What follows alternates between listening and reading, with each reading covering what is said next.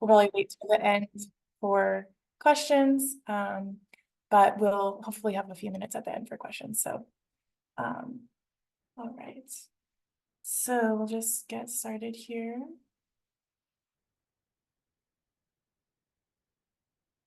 All right, so a little bit about Algalita. Thank you all for coming. My name is Annika.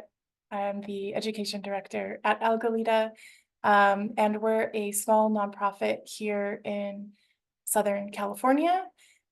We've been doing plastic pollution research and education programs for 3 decades now. It's our 30th anniversary this year. And our mission is to work towards a world where plastic pollution is unthinkable. We were founded by Captain Charles Moore, who's quite well known for his work in raising awareness around the plastics in the North Pacific Ocean and beyond. He's written a book, and he founded our organization as well as the Long Beach Organic Community Garden organization, and most recently is working with the Moore Institute for Plastic Pollution Research. So we've got an amazing community of organizations and businesses here in Southern California working together. But at Algalita, we're really focused on designing and delivering educational experiences that empower individuals, mostly students, teachers, but also community members, to understand the full scope of plastic pollution's impact on people and the planet. And also we really try to connect that with what people can do to take action as well. So our programs, we are proud to share, are for the majority completely free and open source. And that's thanks to our funders and supporters who make this work possible. So we like to thank them for their continued support. And I want to start off today with giving a bit of an overview about the Wayfinder Society program. We did launch the program back in May last year in 2023. And we've just finished our first full year. We've learned a lot, and we've also been really excited to see how the program's being used so far by educators and students across the world. It's quite a comprehensive program, Wayfinder Society. It's just one of the things that we do, but it's our online platform and community of educators and students who are working together to chart the world to a world without plastic pollution. And the program incorporates lots of different resources, but also supporting systems for educators and students. So we have free lessons, which we'll talk a lot about today, as well as all materials included toolkits. We have immersive and educational videos that we've produced over our many years, and a lot of those are showing, directly the pollution in the ocean from expeditions that we've done in the past. We also have standards alignment guides that show how to connect our different resources into common standards. So we focus on NGSS and AP environmental science. And then we also have a student hub that allows students to find step-by-step action guides for how they can take action at home, in school, and in their community on plastic pollution beyond just cleanups. We also have educator mini-grants as well as student mini-grants available through the year. And we also spotlight different educators who are doing environmental education so that they can share their ideas and their tips with other educators who are interested in reading about that. So to sort of browse our whole site, you can just go to this link on the page here. I'm going to be sharing this presentation with all of the registrants so that you don't have to take any notes. You can just come back to the presentation afterward and click on all the links that are in the slide deck to go to the website or go to the lesson in the website. So hopefully that makes it easy to find things that I talked about today. So I'm going to play our promotional video. It's just about a minute long, just to give an idea of the program at large.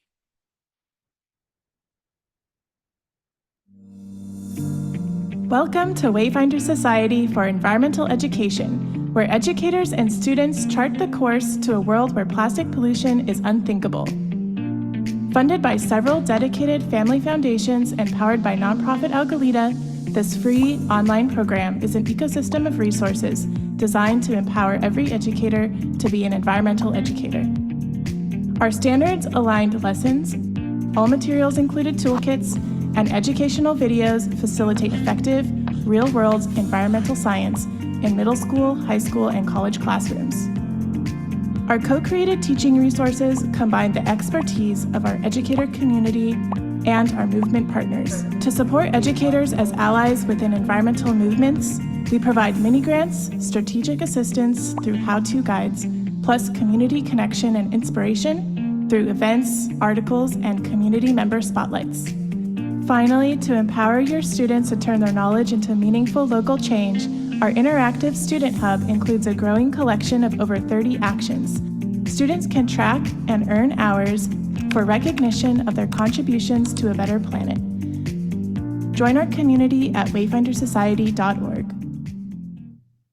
So this video is available on our YouTube as well as a few different places on our website, including our homepage, which you can only see it on our desktop version, but you can also access it through this presentation. And if you want to share this resource with anybody else that you know, we would greatly appreciate it. We're a small nonprofit, so we do a lot of things word of mouth. So yeah, that resource is there for helping spread the word about our programs.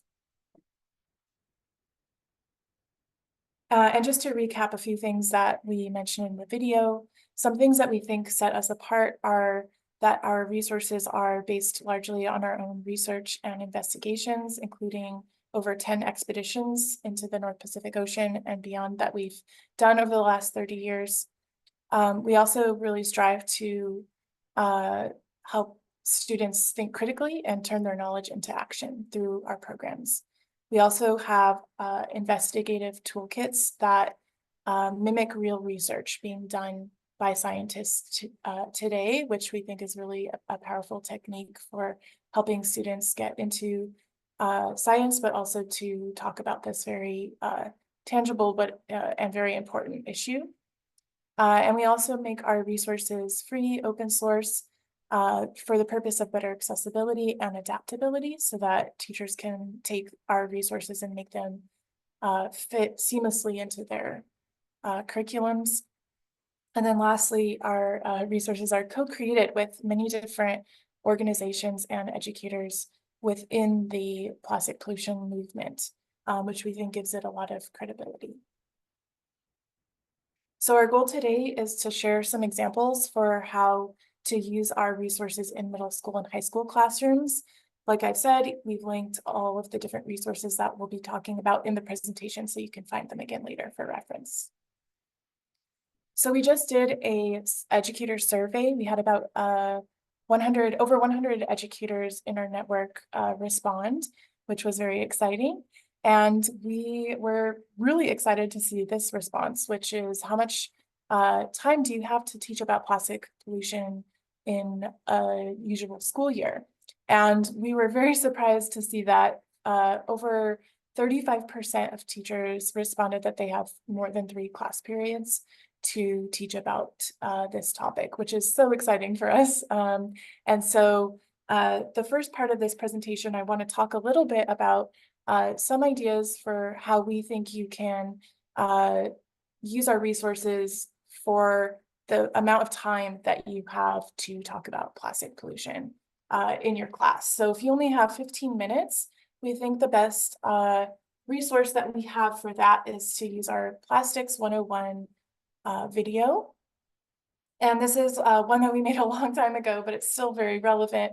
And it's a 6-minute video that walks students through all the basics of plastic pollution, from how it's ending up in the environment, where it comes from, how it influences ecosystems, how it accumulates in our oceans, and what we can do about it. So it's snappy and it's effective. So We also have a few different journaling and discussion ideas associated with the video, which you'll see if you go to the link next to the video there. We also, if you have one class period, we recommend using one of these two toolkits. So the first is the synthetic sand investigation kit, which has students look at a real microplastic sand sample from our local Southern California beaches and analyze them with the goal of looking at the difference between natural materials and synthetic materials. I'm going to go more into this toolkit in a moment, so I'll leave it at that for now. And the other toolkit is the plastic pollution investigation kit, which is a 3-activity rotational kit where we have enough supplies in each kit to accommodate for 9 groups. So you can have usually groups of 3 to 4 students in an average classroom going through these 3 activities within one class period. And there is also a follow-up activity, which is around doing a PSA or some sort of action project. If you have 2 to 3 class periods to talk about plastic pollution, which was the largest group in our survey, we recommend checking out one of our standards alignment guides or one of our more advanced toolkits if you're in high school. So if you're a high school educator. So we have a few different standards alignment guides, and they essentially walk you through an example of several different, or how to string together several different resources. So using all of our videos, our toolkits, and lessons that connect to that specific standard. So we've got one about the human impact on the environment standard, which is NGSS 3-3 within NGSS. So that's a middle school standard. And then we also have one around synthetic materials, which is MSPS 1-3. And that's all about looking at what is a synthetic material and how do they impact society. And then we also have our Investigate Microfibers Lab, which is one of our newer toolkits. We just piloted it for the first time last year, and it has students investigating dust samples in the classroom for microfibers. And with about 65% of clothing today made of plastic pollution, it's a really great way to connect something that students are interested in, which is fast fashion or just fashion in general, to this issue of plastic pollution. And for all of these different options or time constraints, we recommend that it's always great to connect in one of the action guides that we have, either as a follow-up activity or a home assignment, or even a class project. So our student hub has over 35 different actions that students can take, and each one has step-by-step directions, tips, and suggestions, as well as a way for students to track their progress and submit it to us for feedback and for recognition, where they can get a certificate showing how many hours they've spent throughout the year. So we also wanted to break out our resources in a different way, not by time, but by topic or unit. So one of the survey questions that we asked was, which units or topics do you teach that you connect plastic pollution into throughout your curriculum? So our survey responses showed that most teachers connect the topic of plastic pollution into these categories or units that they teach. So we have synthetic materials, human impact on the environment, climate change, water pollution, ocean circulation, ecology, biomagnification, and AP environmental science. So we're going to go through a few of these examples in detail, and a few we'll just skim over so you can dig in on your own with the links that we provide. But I also want to mention that we are planning on doing these types of educational virtual events. We're going to be continuing to do that once a month. And we'll be diving into each of these different topics each month. So we'll go much more into detail. Today's just going to be an overview. So the first topic that we wanted to talk a bit about is synthetic materials. So this is the NGSS standard, which states that students should learn how to, or should gather and make sense of info to describe that synthetic materials come from natural resources and impact society. So we've created one of our standards alignment guides for this specific standard. And here on the slide, you can see all of our different resources that we've connected into this standard guide. So we just put it onto a slide for you. But if you go to the guide itself, and I'm noticing that I didn't put the link to the full guide, which I'll do before I share it. Emily, if you could take a note of that, that'd be great. In our standard alignment guides, we've tried to connect our resources in a series that matches the 3 E's teaching strategy, which goes from the beginning, having students start by going through an engagement activity, and then going deeper into exploration activities, then focusing on explaining the topic, elaborating, and extending. So we've tried to match that process with our guide here. So just to dig in a little bit more, we have our plastic soup video, which is a video that was taken during one of our expeditions that really helps students understand what plastic in the oceans actually looks like and how animals are interacting with it. So it's a really great immersive video that you can have a very fruitful discussion with. And then we have our synthetic sand investigation kit, which I've already talked a little bit about. And then we have our frac tracker co-created lesson, which is how and where are plastics made. This is a really incredible lesson that incorporates an interactive GIS map to show how plastics have been made, are commonly made in the US through a long process of transforming fossil fuels into plastics. So I'm actually going to go into this lesson a little bit more later as well. So I'll leave it there for now. We also have a sources and sinks activity, which we provide several images that show how plastics are impacting organisms and where those different sources are coming from. So this is a great short activity that's very interactive and hands-on with simple materials. We also have the synthetic and natural scavenger hunt, which dives deeper into the question of what is a synthetic material and how do we define synthetic versus natural. And this activity, students essentially look at, try to find a collection of items that we've create or put on a list and use that to sort of think about what is synthetic and what is natural. Where do these materials come from and how are they made? And to sort of start off that discussion just by looking at everyday objects in the classroom.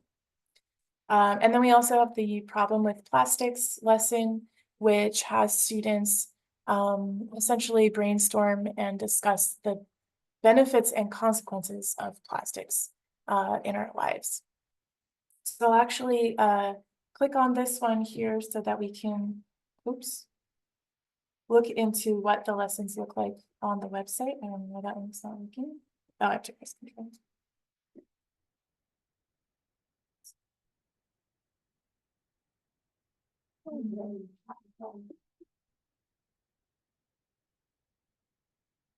It was working when I tested it earlier. Thanks.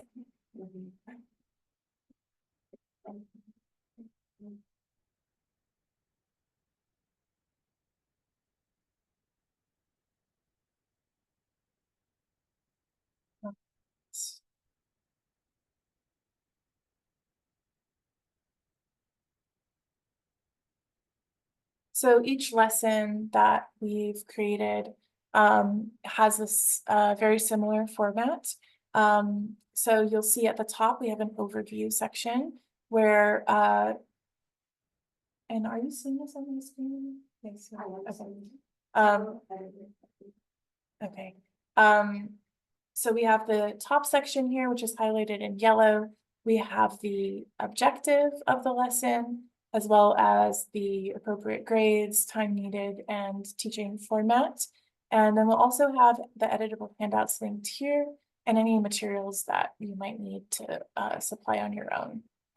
Then we also have in each lesson a purpose and context section to help provide you and your students with a little bit of background information to help you get oriented in the topic. And then we also have instructions, which is for the educator to get ideas for how to incorporate this lesson into the curriculum. We've purposely left it very open-ended so that you can make it work for what you need. Educators are, you all are the ones that make the end decision for how to use the lesson. So we wanted to just provide guidance and keep it pretty open-ended. We also usually provide different discussion ideas, tips and suggestions for things that might come up, as well as any associated standards. And then in each lesson, we also have a track section that is very useful for us to understand how our resources are being used. Because it's completely open source, we have to resort to Google Analytics and surveys to sort of understand how our resources are being used.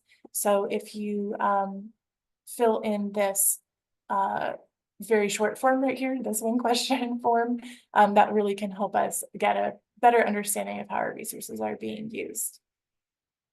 And then at the bottom of each lesson, we also have related resources, as well as related actions that might be good follow-up projects.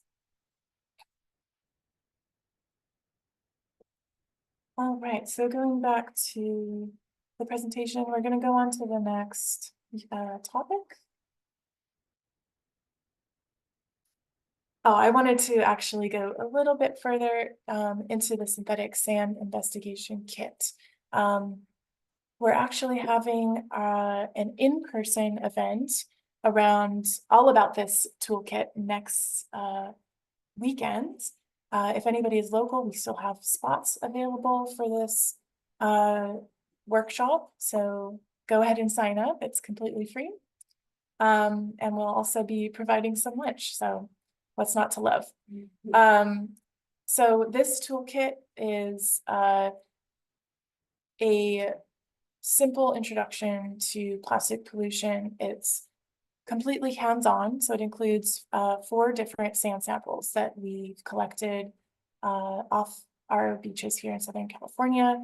And we also have magnifying glasses included in the toolkit, plus several different handouts. So in this activity, students are essentially all you need to provide is a paper plate and the sample, and students pour the sample out onto the paper plate and use the magnifying glass and the clue sheet, the sensory identification clue sheet, to practice identifying the different objects in the sand, both the natural items and the synthetic items. So, and then once they've identified what it is, they place it directly on the sorting sheet, which you can see here on the left. And there are different clues and pieces of information on this sheet as well to sort of help them learn more about what a natural material is and what a synthetic material is. So like I said, we're going to be going deep into this resource in our next in-person event. So definitely sign up for that if you're local. And, oh, I wanted to say too, that on this side here, we put a link in the top right where you can go to this toolkit on our website, and to request a kit, you just need to fill out a Google form, which we've linked right at the top of the page. And you can request a kit for your school. We're actually just are in the process of completing our first batch for this year. So they're ready to ship out. And these kits are completely free for public school educators, including shipping. So we really want to make them as accessible as possible, but we also ask that you help us spread this resource by sharing it with other teachers at your school. These are designed to be completely reusable year after year or class period after class period.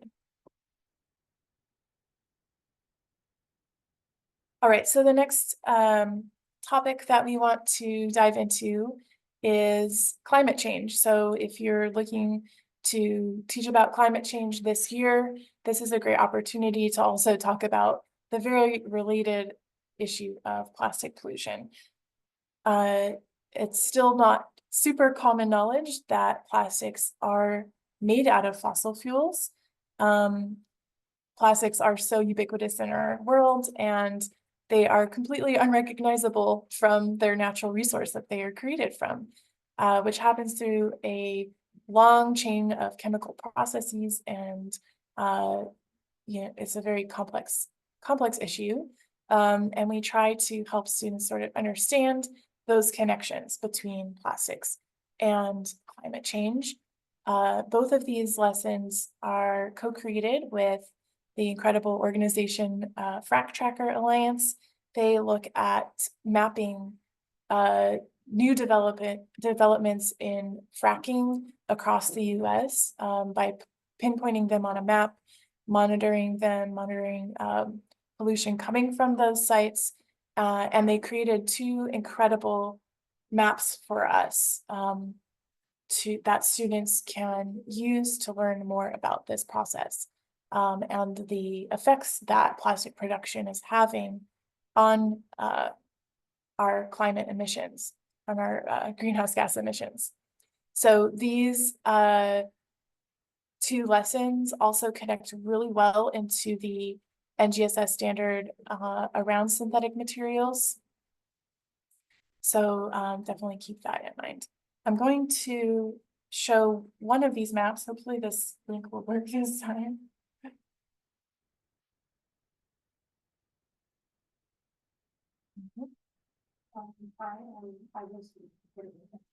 Thank you.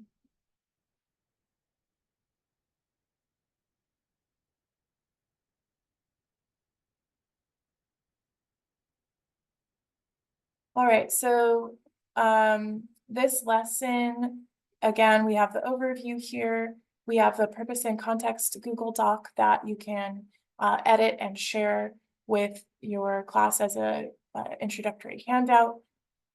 There's also a student worksheet.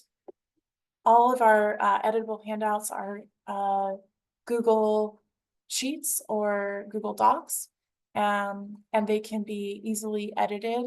All you need to do is make a copy or download the file onto your computer before you edit it. So you can't edit it right in here. You'll need to download or make a copy first. And I wanted to show you the map for this lesson.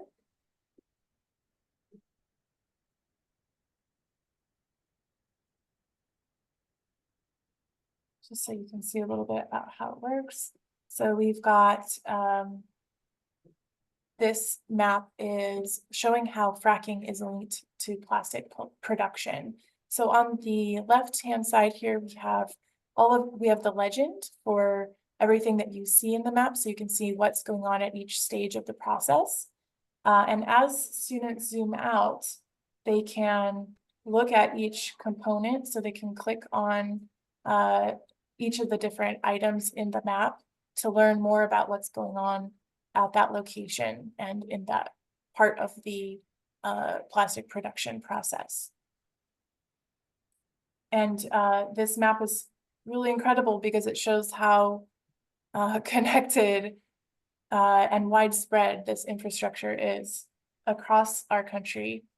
So we've got the fracking site in the Appalachian region where the natural gas is extracted from deep underground And then it's piped along this red line, which is the ATEX pipeline, all the way down to the Gulf Coast region where most plastic refining is done in the US.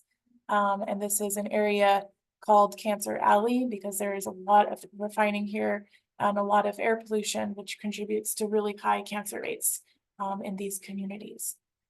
So again, they can click on each different component and learn what's going on at those lessons. And this activity is also really useful for talking about environmental justice and injustices that are happening here in our country around plastic pollution and climate change.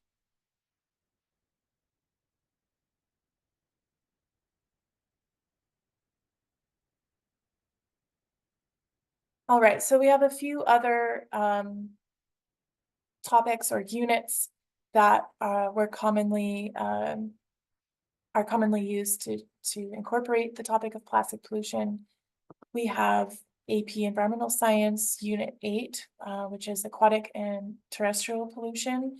We have a full standards alignment guide for this topic, but some of the things that are incorporated in that guide are the Story of Plastic documentary, which is a full-length documentary showing the human impacts of the plastics issue. And we've created the only educator experience guide or education experience guide for this documentary. So we have lots of different discussion questions, follow-up activities, and one of our favorites, which is the stop and jot worksheet, which helps students record their reactions to the film, both what they are learning from it and how it's making them feel, because we think it's really important to acknowledge the challenges of talking about this issue, especially at a higher level with older students. So we definitely recommend using that stop and jot worksheet if you're going to show the Story of Plastic documentary. And then we are also incorporating the sources and sinks lesson in here that I already talked a little bit about, as well as the plastics and our health Socratic seminar, which was co-created by a high school educator in our network. And then we have ecology and food webs. So for this unit, we have, we think that the Plastic Ocean Investigation Kit is a really great resource because we're talking about plastic soup and how microplastics are moving around our oceans and ingested throughout the food web. And then we also have a lesson all about biomagnification in the marine food web, which fits really well into this unit. We also have a co-created lesson all about currents and gyres and how plastics are carried on our currents, how gyres form, and why we find so much plastic out in the ocean. And then we also think that our This Is Our Ocean video series is a really great connection into this topic as well as the Plastic Ocean Investigation Kit. So lots of overlap here. And then finally, but not least, we have the human impacts on the environment topic. So we think that pretty much all of our resources fit into this unit, but I've just picked out a few that I think are a great place to start for different ages. So we have the campus cleanup, which is a lesson, another co-created lesson that was created by an educator in our network that has students identify hotspots of litter on their campus and create an action map for that. And then we also have the shipping container spills, who is responsible, Socratic seminar lesson, which was another lesson created by an educator in our network. This one has students learning about the issue of container spills, shipping container spills, and talking about the responsibility of that. And then lastly, we have a timeline for throwaway living, which is an ELA lesson, another co-created lesson. And this one is great for advanced level ELA, so high school level ELA classes. And this lesson uses excerpts from Captain Moore's book, Plastic Ocean. All right, so I did have one more slide about the Plastic Ocean Kit, which is actually our oldest and still most popular resource. And I talked a little bit about it before, but we've got 3 different stations that students rotate through. Again, this kit is free for public school educators, and the link to request one is at the top of the page. And the 3 stations that students rotate through for this toolkit. One is looking at the density of different plastics. So talking about which ones sink and which ones float and how that affects different parts of the ocean ecosystem. We have the plastic soup activity where students look at an actual gyre sample that we collected on one of our expeditions to identify plankton as well as microplastics found in the sample. And lastly, the 3rd activity is called tracking trash and has students doing a mapping activity where they're looking at images of water samples collected in each ocean basin and mapping which gyre they came from using the coordinates provided. So those are all of our different toolkits, or not all of them, a lot of our different toolkits and lessons that we have available on Wayfinder Society. And like I mentioned at the beginning of the presentation, we think that it's really important, especially with this quite depressing topic, is to connect that directly into an action that students can take, because taking action is the antidote to overwhelm. So we have a full student hub, which students can navigate on their own, but you can also use these actions as project guides for you to either assign in class or for students to pick from in class. So students do not need to create an account for the Student Hub, but they are welcome to if they want to create an account to track their progress. And we have a classroom option for that, as well as an individual option, as well as a team option for creating accounts. If you want to learn more about that, check out the video that's linked here on this page. But if you're just going to go in to explore on your own, for starters, when you get to the action page, you'll see that you can sort our actions, or we've sorted them, but you can also jump to each of these different categories on the page by clicking these quick links at the top of the page. And we've organized all of these actions by where students might want to make an impact. So whether that's at home, at school, or in their community, or if they're looking to take more of a global approach. And then we've also sorted them into categories around how they want to create change, whether that's to inspire and educate others, tackle litter, get ready to reuse, et cetera, et cetera. And then we also have sorted each action into 3 different time frames. So if they only have a day to take action, or they're looking for a longer project, or even a very long project, which takes between 8 and 12 hours of work. So we've each action is associated with a certain number of hours, which you can see in the little circle on the action image. And if students track their progress, they get awarded, and their action is accepted, they will get that many hours on their account. And so some of the ways to use the Student Hub in your class are as extra credit activities, as a follow-up project to one of the lessons or toolkits that you do in class, or as a home assignment. It can also be a really great way or option for a student that is super dedicated or interested in the topic and wants to dig in and learn more. So you can send them to the Student Hub. They can create an individual account, and every time they submit an action, if they need assistance, they can contact us, but also if they submit an action, we'll give feedback on how to improve it. And so it's a great opportunity for those higher achieving students.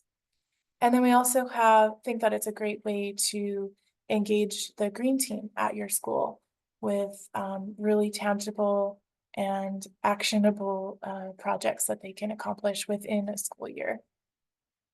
So we have all sorts of ideas, what I just mentioned and more, listed out in this guide linked at the bottom right of the slide here.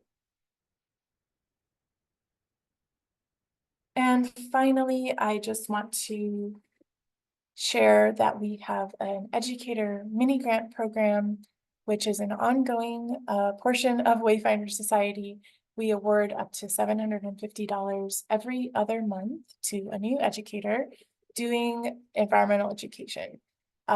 This money, when it's awarded, is unrestricted, so educators can use it for whatever they'd like. We do not check what you use it for, although we would love that it goes into furthering environmental education, but we also want you to be able to use it for whatever you need to continue doing the work that you do. Colleagues, parents, and students can nominate an educator, and you can also nominate yourself. And each awardee is spotlighted on our website with a spotlight article. So you can read all about our past awardees at the link here on this slide. And you can also find the link to all the details about the Educator Mini-Grants and the nomination form. And finally, we do want to announce that we are very excited to start offering in-person field trips this fall. So this is just for those local educators here in Southern California, but we are excited to open up this opportunity. We'll be offering 2 different types of field trips this first year, looking at plastics in our local beaches and also in our local watershed. So we'll be announcing more details about this over the summer. But if this is something that's interested to you, definitely stay on the lookout. The best way to stay in touch with us is through our newsletter, which Emily will put in the chat, the link to sign up for that if you're not already on it, or just follow us on social media, or just to check back onto our website every once in a while. So with that, thank you all for attending and for helping us teach about this very important topic. Educators are the best allies that we could have in our work, and we appreciate everything that you all do. So thank you so much, and there's a few minutes for questions.